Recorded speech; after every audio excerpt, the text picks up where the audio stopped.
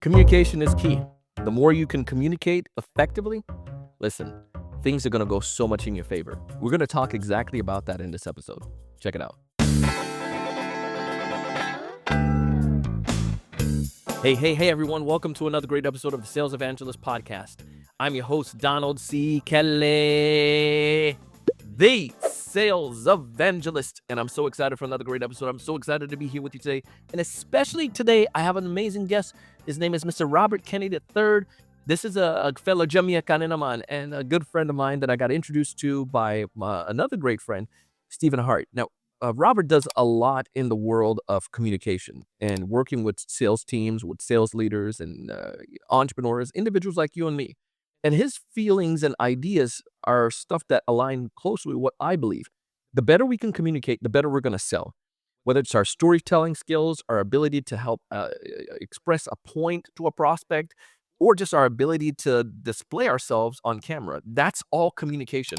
And he's going to give us some ideas today. If this is your first time listening to our podcast, please subscribe, and I'll make sure you get notified every time we drop a new piece of the episode, especially a dope one like this. As you listen to this, think of ways that this can be applied to your sales experience. See how you can improve. And let me know. You can connect with me on LinkedIn. You can find my details there, display on the screen. Donald C. Kelly on LinkedIn. Go ahead and connect with your boy. As we dive in, listen to what Robert has to share. Check out the experiences that he had, the stories, and see how this could apply to you and your team. Robert, welcome to the show. Hey, Donald, how you doing, buddy? Well, I'm grateful to have you on the show. I'm grateful to be here with you today. And speaking of grateful, when we're recording this episode, is close to Thanksgiving, so I know a lot of people have gratitude.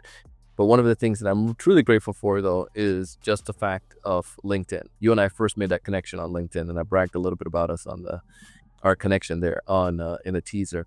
But for the good folks out there that may not necessarily know you as much as I have from stalking you on LinkedIn, tell us a little bit more about what you do, man. So before we just do the regular introduction, let me do something. I'm a speaker like you, right? So when we get on stage, we want to make an entrance, right? So do me a favor, just say, ladies and gentlemen, introducing Robert Kennedy III. Ladies and gentlemen, introducing Robert Kennedy III.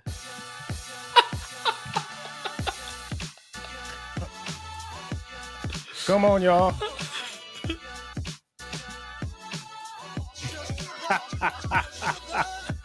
Yeah, let's go.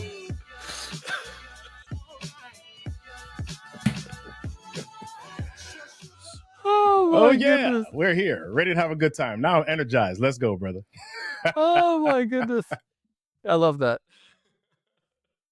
So put down, got to do a better intro for Robert next time. Yes, sir. Well, talk to us a little bit more about what you do besides energizing crowds. Yes, so energizing crowds is a big piece of it. I run a training company, Kennetik Kommunications. We're here in Maryland, and we primarily work with small business owners and real estate professionals these days in particular, and sharing with them how they can connect better, sell more by using storytelling as their key to unlocking communication strategies. You know, that's it's one of those things that I find that most people don't take advantage of. Like, I feel like sometimes, and we did an episode the other day on storytelling, and we have a conversation we're focusing on today, but I just want to take a second and to just emphasize on that. I feel like so often it's such a simple, basic thing to do, but oftentimes people don't necessarily know how to do it, or they feel like, well, it's too gimmicky. People already know that I'm telling a story, but I'm just like, in my head, I'm like, just don't you understand? Like, we're bored with this idea of wanting stories. It's not a matter of, they know what you're doing. It's a matter of helping people better communicate, because that's how we like to communicate. Yeah. Well, I think for people, when we hear storytelling a lot, especially in the context of sales or business, we think of it as another strategy, this skill, this thing that I've got to take out of my pocket and pull the wool over people's eyes with, right? And they'll automatically, magically say, I'm going to buy your stuff now. And it's not about the story always. It's really about understanding the elements of it. And the key element inside of it is about connection and emotion. So understanding, using sales language, understanding the world of your prospect or your your customer, your client, your suspect, whatever you want to call them, understanding the experiences that they're having, understanding what's happening in their world, so that you can leverage that, or you can connect with something that they're going through, so that you can then position yourself or a product that you have as a solution to something, but not leading with the product, really starting with that conflict, the challenge, the opportunity in their space. So that's the essence of storytelling. Good storytelling really leans into emotion connection, and that comes through conflict. Yeah. And I feel like it makes it like ultra relatable in my Yeah. experience when I work with folks who are, if they go back, lean on that conflict idea, like they're able to help me solve stuff that I didn't necessarily realize that was a problem because of the way to articulate a story Right. or whatnot. So I love this. Diving into our conversation today, segue there is we want to show up. We want to show up good, and on Hmm. video, we know this is a component that all of us right now, our B2B sales professionals, are utilizing more of since the pandemic. We've seen the benefit of it. We've seen the effectiveness thereof. Talk to me about what are some of the things that we can do to show up confidently on video as a sales professional. Well, you, especially in this day and age when we're recording this, we all have heard that humans, our attention span is shortened, right? I'm not a full believer in that, because I believe people pay attention to what their attention is drawn to. And if there's a movie that is 3 hours long, if they're interested in it, they watch it. If we're at a football game or a baseball game or whatever it is, we sit there for 3, 4 hours and we watch this thing. So it's really about gaining interest. And how can you gain interest as quickly as possible, especially in this day and age where there's so many different opportunities and options? So most of us have heard this word before: hook, Yes. right? When you're starting a video, how can you hook the audience's attention? And a hook, quite frankly, is just another word for conflict, right? If I'm thinking about storytelling, the hook is what grabs somebody's attention. And something grabs my attention when it is something that is interesting, something that I've experienced before, something that has caused me a pain, something that has caused me a joy, something that creates some sort of movement on an emotional scale for me. So a hook can be something controversial. Like, have you experienced this before?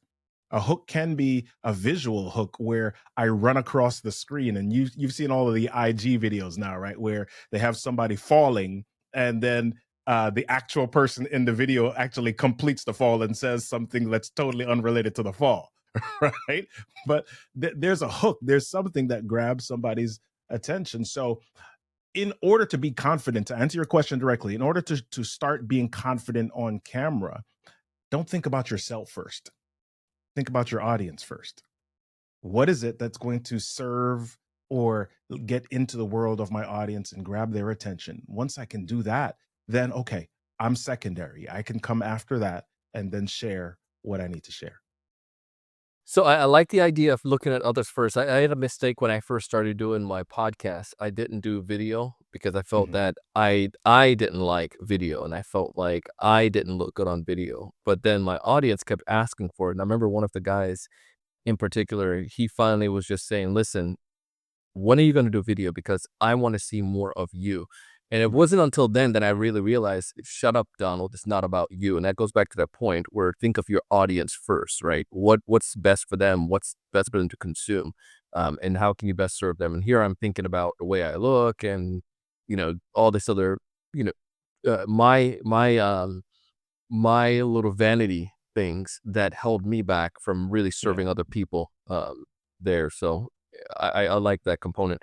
I'm a sales rep though, and I'm thinking about this, and maybe I'm not necessarily trying to do full productions or things of that nature, but I'm trying to figure out what can I do to make sure that I'm more confident, or some of the tactics or some of the abilities some things you can share that I can think about when it comes towards looking at my customer first and to make sure I show up confidently every time. Well, what does your customer need? First of all, they Mm. they need to be able to hear you and see you, right? So if we're talking about video, the first thing is okay. Is my audio right? Do I have a microphone that allows them to hear me, for me to be present for them to feel like I'm in the room or in the space with them? Or do I sound super far away or like I'm in a cave or in a canyon when I speak? So I want to make sure that my audio is right. Then I want to make sure that I'm seen. So that there are two components in that. One is the video, the other is the lighting. So when I talk about the lighting, oh my gosh, wait, balloon. It's the Apple balloon When I thing. talk about when I talk about the lighting, we're talking about, it can be natural lighting, and if I'm thinking about that, I want to make sure that the lighting isn't behind me. Like I'm not sitting in front of a window. So then I show up like a silhouette to them. They want to, and the same reason that we want videos, because we want to see people's facial expressions. We want to see if we can trust them. We want to see if there's somebody that vibes with us, or we like their energy. And if you think about radio versus TV, right? When you are on radio or you're on a podcast or audio podcast, they hear your voice and they try to make certain judgment calls based on auditory clues that they get. Now with video, they try to match those auditory clues to the visual cues that they're getting, and if they're in alignment, then they go, aha, yep, I can trust this person, and let me hear a little bit more about what this person's saying. So they've got to hear you and they've got to see you. So you got to make sure your audio is right, make sure that your video is make sure that your lighting is right, and then make sure your video is right. So that third step where I say video, why that's important is because some people immediately jump to, oh my gosh, I got to get the best, most expensive camera. No, you don't. You can use your phone for that if you choose, but you want to make sure that you come across with quality that matches also the content that you're sharing. So, not a cheap camera, doesn't have to be the most expensive camera, but we all have great cameras right in our pockets. Mm. Yeah, I agree with that on our phone. I think there's so many features that you can take advantage of. People keep sometimes thinking they have a phone and try to help them understand you have $1,000 device in your pocket. Yep. And sometimes could be more than 1,000 that we're paying for these devices, and almost more than what we're paying for some of the cameras that's out there, to be honest. Yep. So take advantage of the technology that's in it. The other component that you said I want to go back deep on, some of those cues, and I think it was a subtle conversation, a subtle point that you made, but I think that's so deep there. Mhm. Let's go deeper into that. What are some of those cues that we may not be aware of, that the buyer may be aware of when we're having a visual conversation over Zoom or whatnot? Yeah, I love that. So the buyer, like any of us, is not necessarily, they don't have a checklist sitting in front of them saying, eyebrows check, eyes open wide versus, smiling check. They don't have that. But if we think about regular conversations that we have as human beings, if you go back to any classroom that you were in as a child and you looked at the teacher, right? Were there visual cues that made you a little bit more confident in the teacher? Any room where there's been a leader or a meeting facilitator, you've gone to a conference and a speaker comes up and they get on stage and they start to talk. There's some stuff. If the speaker comes up and their shoulders are slumped, you immediately say, oh my gosh, we're going to be bored, right? If they come up and they put a bunch of papers on the podium or on the lectern in front of them, you're like, oh Lord, they're going to read for me for the next 30, 45 minutes, right? So we start to judge some of that stuff before a word is uttered, before they say anything. So if I'm on camera, some of the simple things that create connection. Are you smiling on camera? Can they see your eyes? Or is your camera set up like down below, so they're doing the up nose shot and they can't really see your eyes that well, right? What does that setup look like? And are you presenting yourself in a way that creates, just that says approachable, that says trustworthy, that says friendly, that says cares about your needs, right? Because we've heard the John Maxwell, Maya Angelou statement: people don't care how much you know until they know how much you care. Your face and your expressiveness shares some of that information with people. So have open eyes. Yeah, be smile with your eyes, smile with your teeth and with your lips, and just have a face that seems approachable. And that seems simple, right? But I've seen so many people online on videos that if they were to watch themselves, I'm like, dog, you look mean. Like, we're talking about good stuff here. We're talking about your company expanding. You look like a mean mugging Yeah. me. Yeah, exactly. And Um, a lot of people just are not aware of it. And yeah. why are they not aware? Because a lot of times we do stuff and we don't watch ourselves. So what should we do in that situation? Is that then I'm watching it, or should I get somebody else to watch it and help to give me feedback? I mean, think about it from Both. a sales. Oh, Both, okay. both. I've got to watch it because here's what happens. A lot of times we perform something or we execute something and we think we did it a certain way, but then when we look at it, we realize it wasn't that way. Right? So you've heard the statement, oh, the camera, sucks energy or adds pounds. So when I'm working with clients and I want them to get on video, I say, think about increasing your volume. And when I talk about your volume, and I'm not talking about your loudness, I'm talking about turning up the volume on your personality by about at least 50%. Increase your energy, right? Because a lot of times we think that we were forceful or that we were poignant with something, and then we watch it back, we're like, oh my gosh, that was boring. That was that was not the energy I thought I was bringing. Yeah. It's fascinating you bring that one up. It's one I learned when I was performing. Like, I thought that I was literally being too loud when I was Mhm. speaking, and then my coach was like, "Yeah, you may think that's the case, but obviously, but more often they're not. You're not. Like, we Yeah, people in the back can't hear you, so obviously project." And so that was like the physical volume itself, but then yeah, also with that idea of being more. When I look at actors, I went to an art school, and the thespians, those theater kids, like, they were always just, like, extra. In real life, they're always extra. But when they're on stage, it's not extra. But I'm like, "Wait a minute. They're being the same person on stage and off stage," because they've realized they right, have to bring that every single time because we're expecting it when we're watching or back again when you're seeing that performance.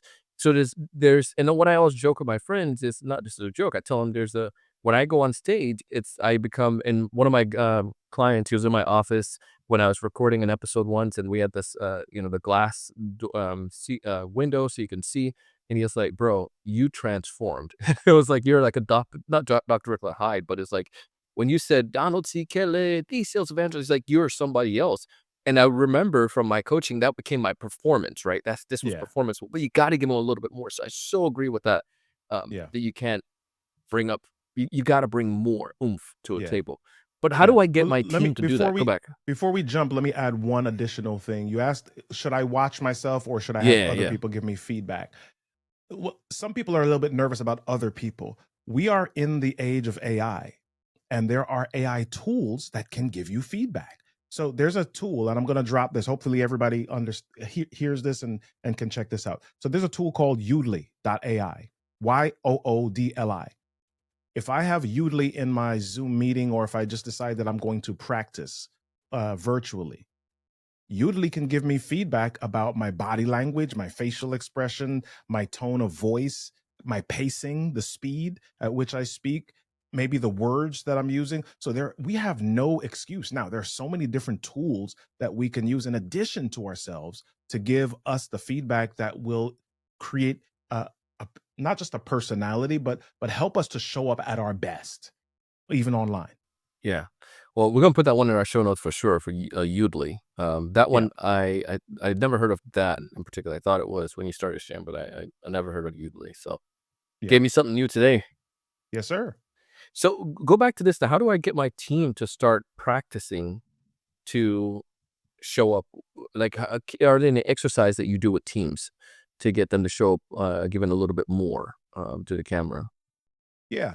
So there are a lot of different elements. I think for people, everybody is introspective and a little bit nervous about how they show up. So one of the easier things to do is, instead of doing individual exercises, helping them to do things collaboratively, because they tend to be more critical when they're having a one-on-one conversation, or they're by themselves on camera. But if there are two of them in the room and it's just a conversation that happens to be filmed at the time, it's a bit easier for people. And when I show people that, I say, see how easy it was for you? See how you showed up? You were just having a natural conversation with your friend.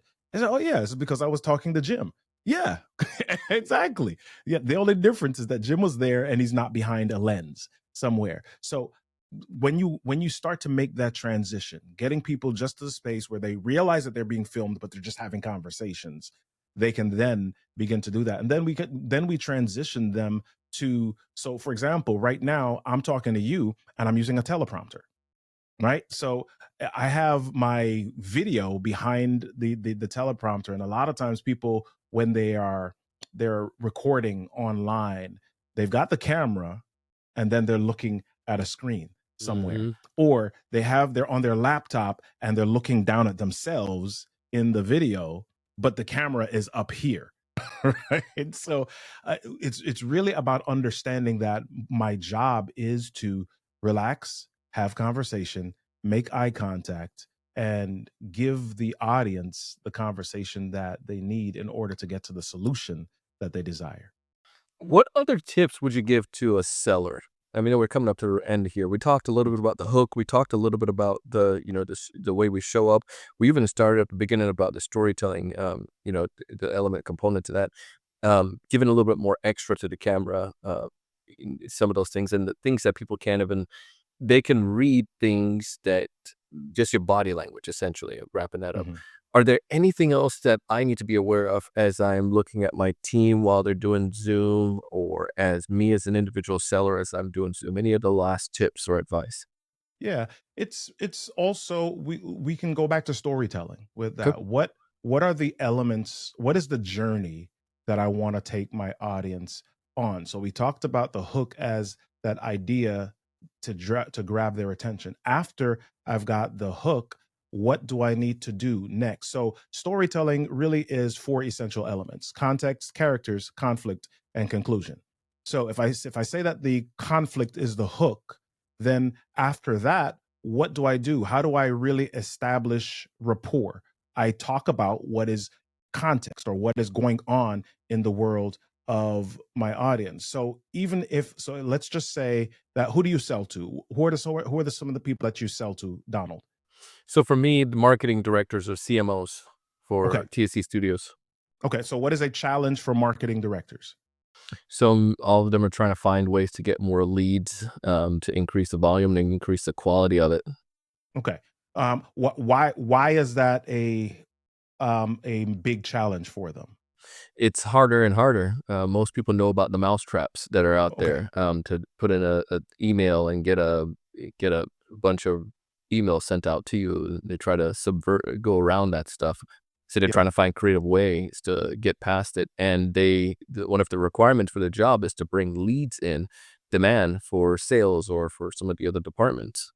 Yeah. So I might start out an online video with something like, do you all ever feel like you're just chasing the mousetraps, or you're trying to work each day avoiding each of the mousetraps? There's all these little pieces of cheese there, but you're trying to step past it. So over the last 5 years, you've probably experienced that your job has become harder and harder and harder. 5 years ago, you could just log into your computer and send out 5 emails or send out 10 emails and maybe make 5 cold calls, and you would have some leads that would be consistent or that would work for you. Now you've got to go through all of these different gates. You've got to go through these different traps or these different assets, right? Or these different pieces of software. You've got to log and document, and there's all of this stuff. And you probably end your day feeling like, oh my gosh, I did all this stuff, but I still didn't make any progress.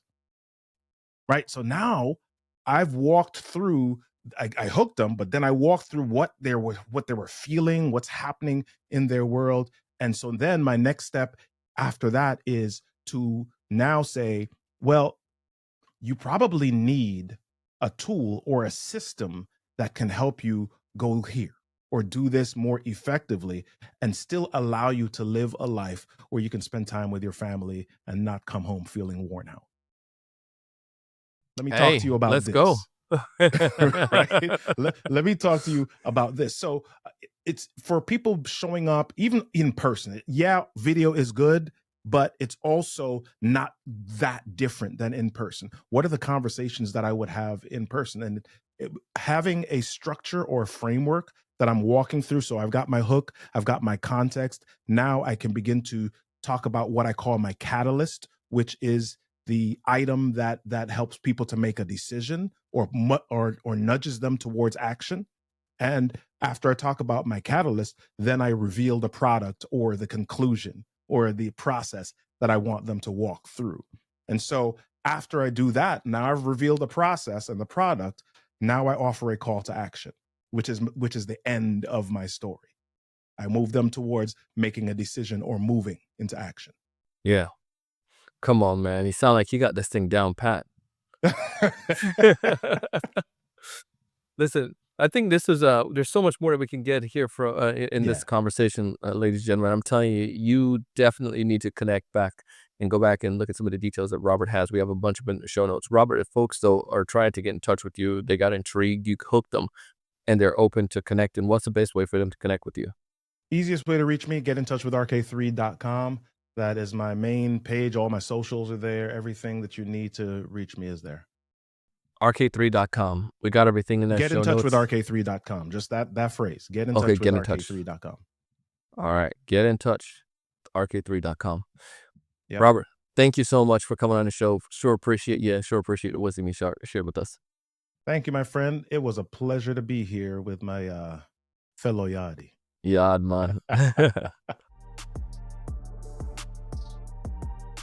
Hey, that was Robert Kennedy III, my man. You can find him on LinkedIn. He is doing some amazing things there, sharing a lot of good insights on LinkedIn. So please go ahead and connect with him. Tell him that you heard him here on the Sales Evangelist podcast. And you know what? I would love to hear how you are applying these things. You can find me on LinkedIn, Donald C. Kelly, or you can check out our sales mastermind that starts again. We have another one starting up in the new year. You can go to thesalesevangelist.com/mastermind to find out more details. Again, thesalesevangelist.com/mastermind.